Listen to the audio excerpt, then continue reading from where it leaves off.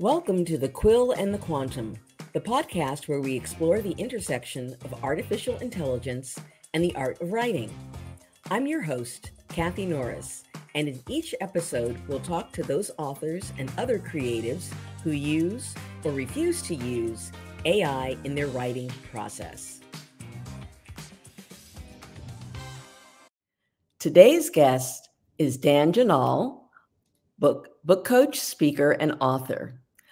Dan has authored 13 books, fiction and nonfiction, including his most recent, Write Your Book in a Flash. Dan, welcome to the program. Thanks for having me, Kathy. It's a pleasure.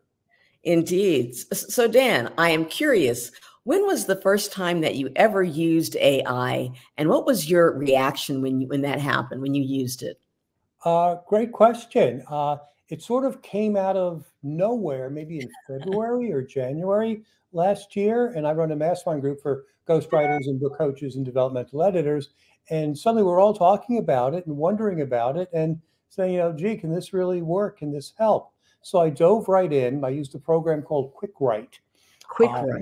It's specifically designed for authors, and one of the good things about it is that it's a closed system, because that means that ChatGPT takes all of your stuff and it learns from it.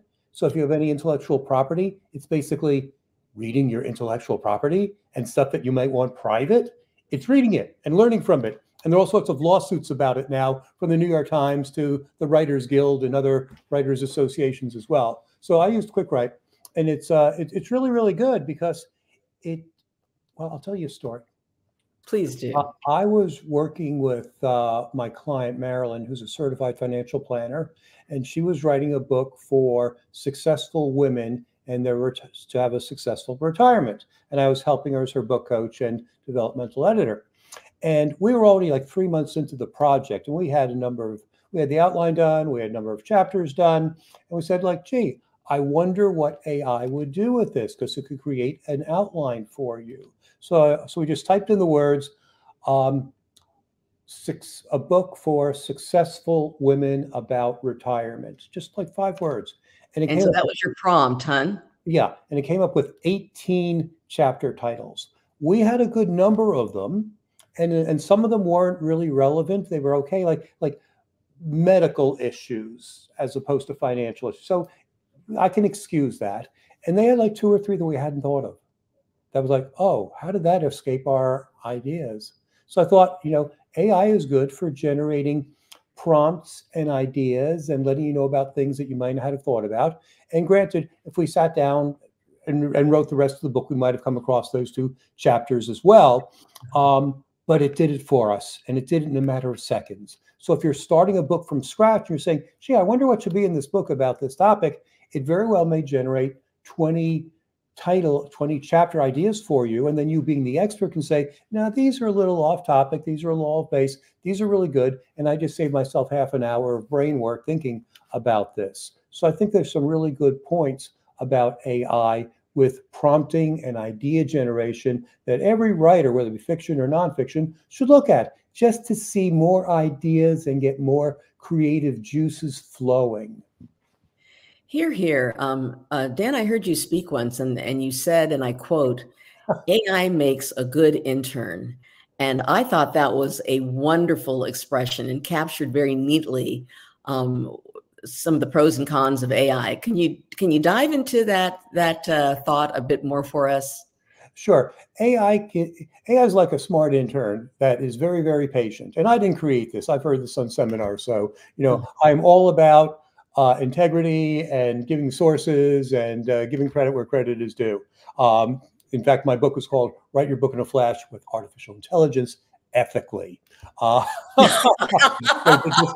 get the name straight. My main book is called Write Your Book in a Flash. That's a book for everyone, but basically for nonfiction authors. But basically, the idea here is that you can ask it to do anything. And if it doesn't do it right, or if you don't like the answers, you can go back and ask it again. So let's take marketing copy, for example. Okay, let's take titles, book titles. You ask it for, give me 5 book titles for a book about successful women having a successful retirement. And it comes up with some, and they're sort of like lame. So you can ask it again, say, okay, maybe then you can go ask prompts and say, write a funny one, write a how-to one, write a 10 keys or 10 keys for success kind of one. Write it as if you were John Grisham, which is really getting scary, which is something else we may or may not get into. But you can ask it repeatedly. I used it for marketing copy because I hate marketing. I'm a journalist. I really don't do hype very well. But I wrote a book about pickleball, and I wanted to have a did you say pickleball, Dan? Pickleball. Okay. Pickleball. Yeah, the sport. Yeah. And I wanted to sell the book to country clubs to buy them in bulk and give away to their members as a benefit. So but I didn't really know what I was doing. So I went to AI, actually ChatGPT in this case. And I said, why would a country club tennis pickleball pro or sports pro want to give a book away to their members? And they came up with 5 answers, like loyalty, recognition, rewards, and a couple of others. And it also had like 2 sentences that would talk about customer loyalty. I couldn't do that. I don't have the background to do that. If I were a copywriter, I'd be scared. If I'm a nonfiction or a fiction author, not so scared. But if I'm a copywriter, an advertising person, I'd be scared that I'd be out of a job tomorrow, frankly. Well, what you're saying is consistent with what the Authors Guild found. They did a survey back in 2023 on the use of generative AI among their authors. And 45% said they use AI as a grammar tool. 29% said they used it to brainstorm plot ideas and characters. 14% said they use it to structure and organize drafts. And 26% said that they use it in their marketing. But of the 7% of writers who only 7% said they used generative AI for the text of their work. And what you're describing to me seems to fit very neatly with that poll. Great as a marketing tool, great as to brainstorm, but not exactly something that you would use to write the actual text. Very true. I agree with that completely, but there's an exception. I just finished a book with a realtor who has a study course for chiropractors to become realtors, because that's what he did. And we had to come up with ideas like, how do you shut down your practice? How do you transition your practice?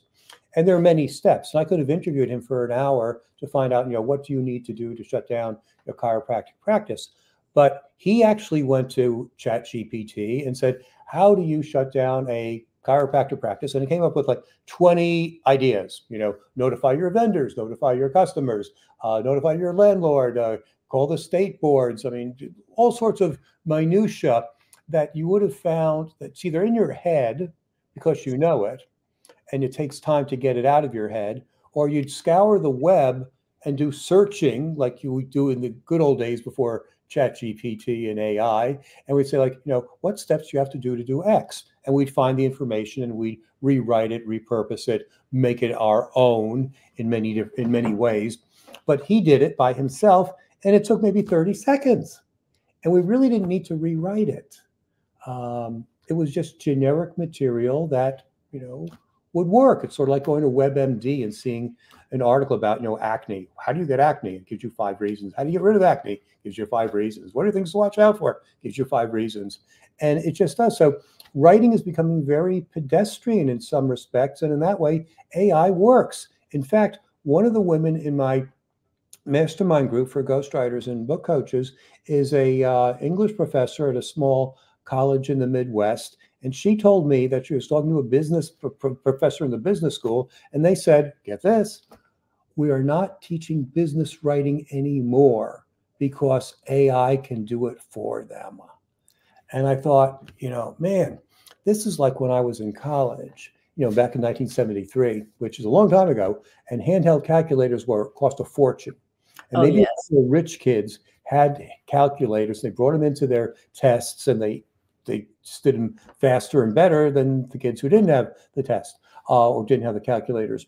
And 4 years later, everyone had a calculator because the price had come down. Now the teachers had redesigned their tests, assuming you had the calculators, and they didn't care about how you knew how to come up with the formula to find the definition, because that's the calculator's job now. They want to know what you did with the information from that calculation. So it changed everything in terms of, that kind of math science department. And, I wonder what that's going to do to writing skills. And I don't know the answer. It's I it's assume it's that for people whose English is not a first language, this is going to be a great game changer. It will level the playing field for people who do not have a great command of English, for people who have dyslexia or other issues, can clean up. I mean, Grammarly saves my butt every single day. I mean, I type an email and I'll leave out a or the or an. Your brain thinks it's there, but it isn't. it's not. Grammarly says it's missing. So I like the fact that your survey said that people use it for grammar, because we are using AI. We have been using forms of AI. We just didn't call it AI until this year. Oh, that's so true. I was reading an article about a junior college professor, and it was, the gist of it was that basically AI means the death of the college essay.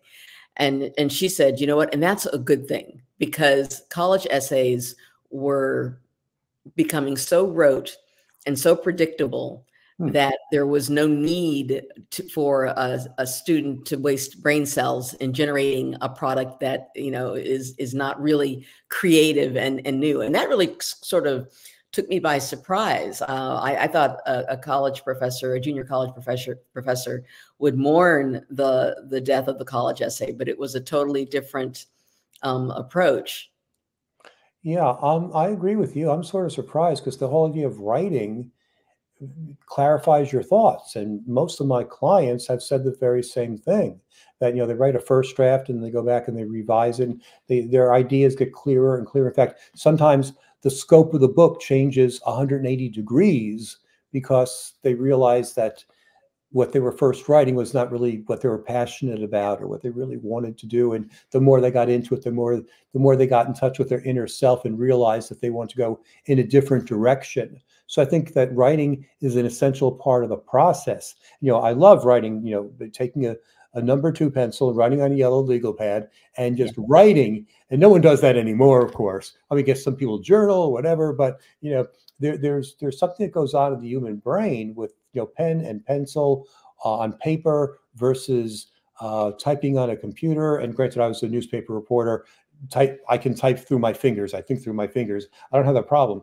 But there's something tactical and brain theory that happens when you actually pick up a pen and put it on paper. It's a totally different experience. Dan, you mentioned that you used to be a newspaper reporter. Tell us more about your background and how did you get into writing? Well, I always wanted to be a writer, so I went to journalism school at Northwestern because I thought I'd become a reporter, and I'd like to meet all these interesting and fascinating people, and I'd write the great American play. And instead, I went to work for newspapers, and I covered the most boring city council meetings in the world that talked about, how to collect garbage and how to charge for the garbage collections, and back and forth. It was just incredibly boring and stupid. Useful, I guess, but does not make for the great American play. So I went into PR back at the dawn of the computer era, and I worked for companies like Kpro and Commodore, which were synonymous with the words computer at the time. And I was on the PR team that launched America Online, and I wrote one of the first books about marketing on the internet back in 1993, and that led to speaking literally around the world, from Beijing to Budapest, all over the United States, Canada, even Mexico, Rio de Janeiro. So writing a book really opened up the whole world to me. So when you write your book, you have no idea where you can possibly go. But if that were the end of the story, that would be great. But I got an email from a gentleman in India a number of years ago, and he said, I bought your book back in 1995, and it cost me a month's salary. Because remember, we're in America. A book is cheap, but in India, it's the third world, different worlds, different countries. It was very expensive. He said, I'm so glad I did, because I started a business based on one of the ideas in your book, and it became very successful. So my wife could stay home and raise our kids. She didn't have to work, and our kids went to college, and they're completely debt free. And I owe it all to you because of the idea I had in your book. So when you write a book, you have no idea who you're going to influence, or how many people you're going to influence, or around the block or around the world or now in the neighborhood. They're never going to email you. Yeah. I was lucky. He told me.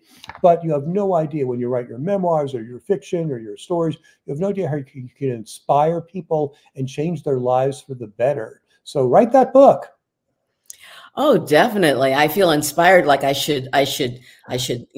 this podcast and go back to my desk and pick up where I left off, whether with AI or without, which is, I think, something that writers need more of, that sort of fire in the belly, at least this writer, fire in the belly to get going.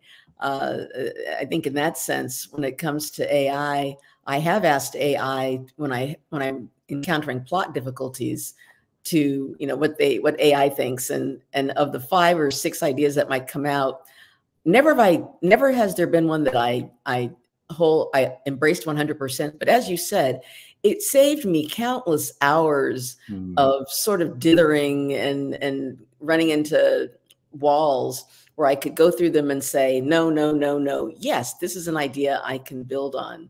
Most definitely. Interesting. I'm so glad you said that, because, there's all idea of the ethical dilemma of AI, and not to get into philosophy or anything, but, one of my clients wrote a chapter and she asked me to edit it. And she said, I know it's ridiculously long. I know I said the same thing several times over here. I just can't edit this anymore. I'm blind to it. Can you do it for me? And, that's part of my job. And I knew it would take me an hour or so. And if you're like, okay, this is what I do. But again, this is the beginning stages of AI, back in February, March of last year. I said, I wonder what AI would do with this. So I just put it into AI, just ChatGPT, and just said, condense this, remove duplications, whatever. Very, very small prompts, very little bit of information or instruction. And it came back, and it took me 2,000 words. It reduced it down to about 750 words or so, and it was perfect. Now I had an ethical dilemma. I go to my client and I give it to my client. I said, here's your file. What do you think? She said, oh, it's great. It's perfect. It has everything I need. It's much shorter. It's brighter. It's crisper. This is, thank you very much. So the ethical dilemma: do I tell my client that AI did it? And, I'm an ethical person. And I said, I told her that what I did with AI, and, she didn't care. She didn't care about the process. She just cared about the final result. It read, it worked great. That's fine. I don't charge by the hour, so it didn't cost her more or less, which is obviously another ethical consideration as well. Everyone was happy. But I think there is an ethical consideration that if you are writing for a client, you should let them know that this is AI. You should let them know that you ran it through, say, a plagiarism checker or 2 or 3 to make sure that it wasn't stolen. And also, because AI hallucinates and makes stuff up, that you check the facts. Because I'll tell you 2 quick stories. Sure. One of my clients wanted to take his blog posts and turn them into a book, but he had a hard time picking the blog posts because he had like 400 blog posts. We wanted 40 in the book. So I went to AI and I said, go to this website and find 40 blog posts on these 8 different topics and put the links in there so we can write this book. And in like 10 seconds, it did it. And it was perfectly organized. But then I clicked on the links, and the links did not exist. Oh my goodness. It created the most perfect outline for this guy, but he hadn't written those stories. It was like, it made it up. It was like, oh my God. But it didn't do what I wanted it to do. Second story, back to Marilyns, the financial planner for successful women. I said, write the back cover copy for this book. And again, just 5 words of, successful retirement planning for women, 5 words. And it wrote 4 paragraphs that were the absolute best paragraphs, written in the best way you could ever possibly imagine for the back cover copy of a book. It knew what to do. The only problem was it had this wonderful testimonial quote from Susie Orman, the famous financial guru. And, she's written books. She's been on PBS. She worldwide famous, lovely, lovely person. Had this wonderful testimonial quote from her. The only problem is the book hadn't been written. So Susie Orman had never seen the book. She could never create that quote because it did not exist.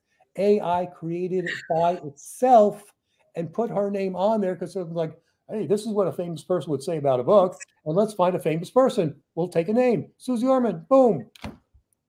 Unbelievable. You need to double check this stuff. You really do.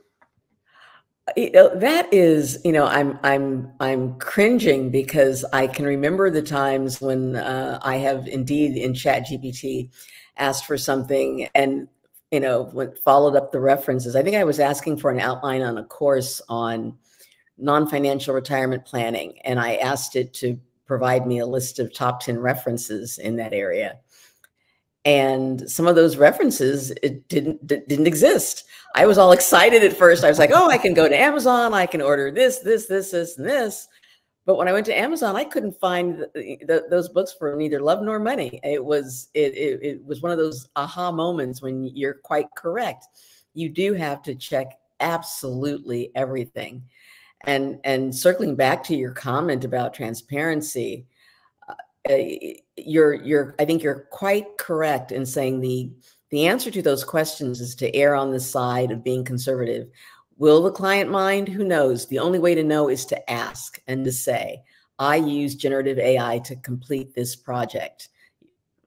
Boom. What do you think?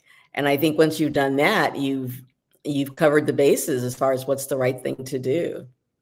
Yeah, I agree. And again, my client, the real estate guy, actually used AI to do this. He didn't ask me to do it. So it means that the non-writing world is accepting AI as just another tool they can use, like a paint program or an audio program. And they can create music, and they're happy with it. So everyone's happy. So I think the acceptance is going to be really the acceptance is there, and we as writers, we can make it better. We can look at anything and say, oh, it could be more. We could use more illustrative words. We can use more flowery words. We can make it sound more high level or low level or interesting or dynamic or we know millions of words. We're writers. So we can improve anything. But for the common person out there who just wants a letter done or a resume or an email, I mean, I saw, I think it was on Grammarly, you write an email, do you want to make this sound friendlier or more informative? Or and it changed the tone. It changed the tone entirely. It's like, oh my gosh. So you can type a blog post, put it into ChatGPT and say, make this sound friendlier, make this sound more informative, make this sound like a sixth grader could understand it. And it will do it. It knows the words and the vocabulary of a sixth grader, and it can do it. It knows funny words. It knows authoritative words. It's amazing. And you're coming up with these great prompts. I think that the next nonfiction book ought to be the top 10, the top 10 prompts, AI prompts for you to use depending on the category of information that you're looking for. Because really, one of the things I'm going to do is review this podcast and write some of this stuff down. It's been fantastic. Yeah, there are a million prompt books out there, by the way. Oh, are there? People got on those on day one. They probably used AI to create them. I'm only joking, but it's a magic. We only know what we know. So someone else writes a prompt, said, "Oh my gosh, write this prompt as if you were a Jerry Seinfeld or a physics professor or a congressional aide," and it adopts that tone. I would never think about doing that until I saw it, and I realized, like, oh yeah, okay, write this as if you were a doctor. Okay, it'd be totally different than if I wrote it as a layman. And you can learn from other people and their ideas, which is what we're doing and what you're doing so wonderfully on your podcast. We're sharing ideas, and people are listening to me saying, I never thought about that. And I'm listening to you, Kathy, saying, I never thought about that. And we're all learning from each other, and that's what makes the world go round. And on that note, Dan, that's exactly what this is all about. We all have something to contribute at the infancy of AI, as far as integrating it into our creative processes, whether we choose to or refuse to. And I'm sure I've been desperately searching for someone who refuses to use AI, who's willing to come on to the podcast. And that's been a heavy lift, believe it or not. Most people who are adamant about refusing to use it don't want to come, and say something about it. But you've been a delight. Is there anything that you'd like to add that we haven't covered already? And by all means, talk to us about write your book in a flash. Talk to us about that, where we can find it, and how listeners can connect with you in social media. Well, great. Thank you very much. I work with business professionals and medical professionals to help them write their books, to build their business, to leave a legacy, to leave a message. I also write business fables. So you asked about nonfiction or fiction. I write business fables. Love writing business fables. They're a total joy. And my book is called Write Your Book in a Flash. That's the name of my website as well. I have a podcast called Write Your Book in a Flash. And that's a branding message for everyone out there. Name your book, name everything the same thing, write your book in a flash. It's basically for nonfiction authors, and it gives a step-by-step description about how to write your book from the very beginning to the very end, to how to get beta readers and all that good stuff. And the AI book, to Write Your Book in a Flash with AI, they're both on Amazon. So if you want to write a book and need help with a developmental editor or book coach, that's me. I do selective ghostwriting for certain people, so we can get in my calendar and we can talk and see if it's a good fit. So thank you for this opportunity, Kathy. Dan, it's been a lot of fun. Thank you for coming on board and doing this.